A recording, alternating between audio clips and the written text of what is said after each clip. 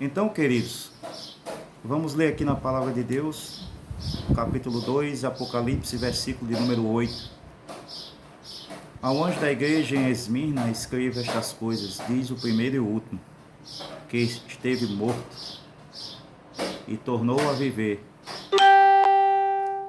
Conheço a tribulação pela qual você está passando, a sua pobreza, embora você seja rico, e a blasfêmia dos que se declaram judeus e não são, sendo isto sim sinagoga de Satanás. No contexto que nós vamos tentar passar para os irmãos na próxima quarta-feira, será um contexto de uma igreja que passou por tribulações, pobreza em meio à riqueza, e que haviam alguns judeus que colaboravam com Roma para que essa viesse a intervir nos cultos cristãos, na adoração dos cristãos daquela época, os quais eles passavam por perseguições. E o Senhor Jesus, no capítulo 2 de Apocalipse, ele nos esclarece, nos informa como sendo o representante supremo da igreja na terra. Então, Jesus ele começa agora a direcionar as suas revelações, as suas cartas, para os ministros das 7 igrejas da Ásia, que não são anjos. Algumas traduções, algumas traduções designam anjo como pastores, como ministros daquelas igrejas as quais estavam recebendo as cartas diretamente de Jesus. Então, quando ele diz ao anjo da igreja em Esmirna, escreva, ele está direcionando a sua palavra diretamente no sentido literal para o ministro daquela igreja, e não para um sentido figurado como anjo. Então, Jesus, ao escrever para as igrejas, ele não está escrevendo para anjos, até porque os anjos habitam na sua habitação do céu, que é onde Deus habita,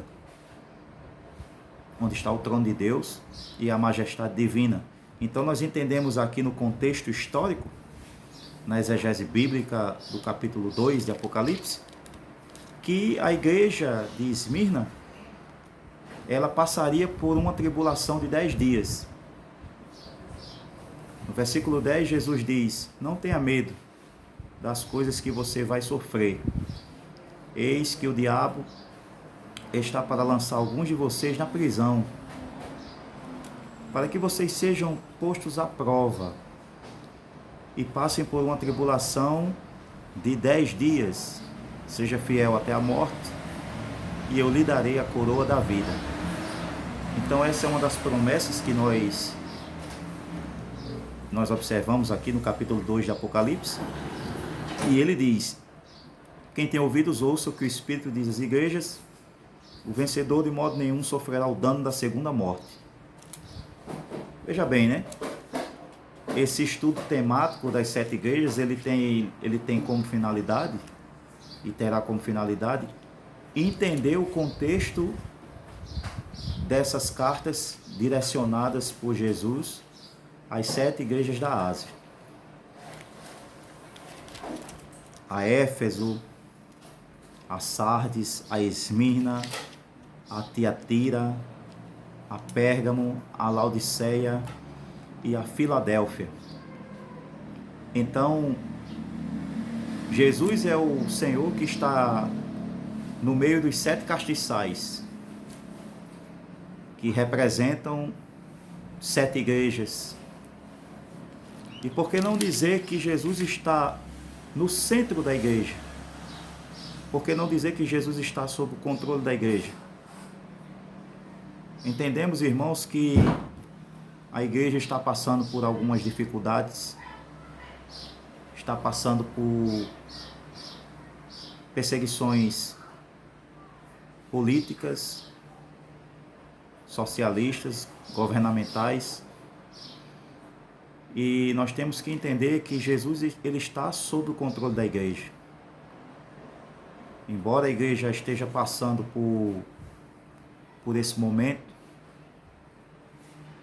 as quais ela está sendo julgada pelo Supremo Tribunal Federal, né? Esses homens, na realidade, eles estão mexendo com algo muito, muito delicado.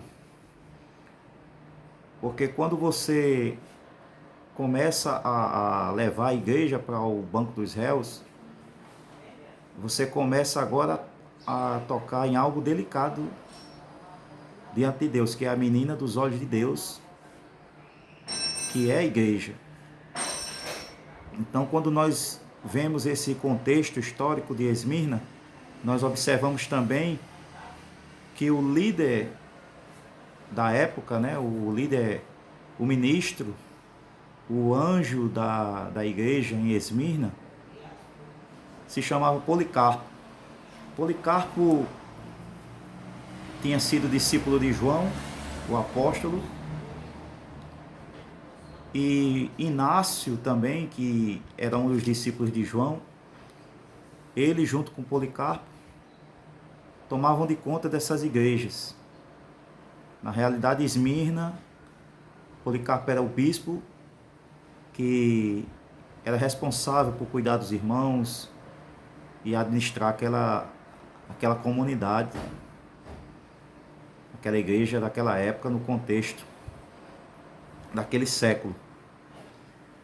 E as características que nós encontramos é que ele foi sentenciado à morte, né? Ele foi sentenciado à morte na fogueira por Roma, e diz a história eclesiástica que também foi apunhalado, né? Ferido mortalmente ali, mas que foi sentenciado à morte de fogueira em Roma. É importante salientar que Jesus ele dá uma palavra de conforto ao ministro de Esmirna. Quando a carta é escrita, direcionada à igreja de Esmirna, Jesus diz: estas coisas diz quem é o primeiro e o último, que esteve morto e tornou a viver. Conheço a tua tribulação. Então, a primeira coisa que Jesus já prossegue dizendo é que conhece a tribulação daquela comunidade cristã.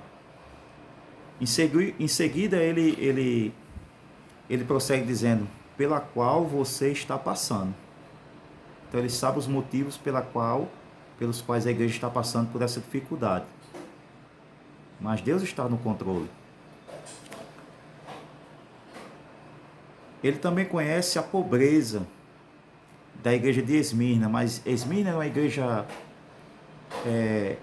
pobre financeiramente, mas rica espiritualmente.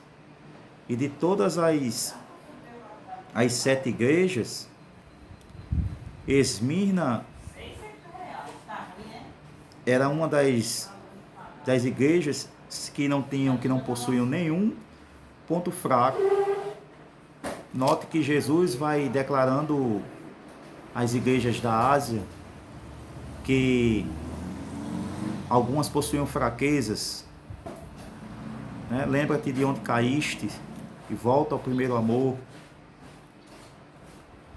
Senão virei sobre ti e retirarei o teu castiçal. Né?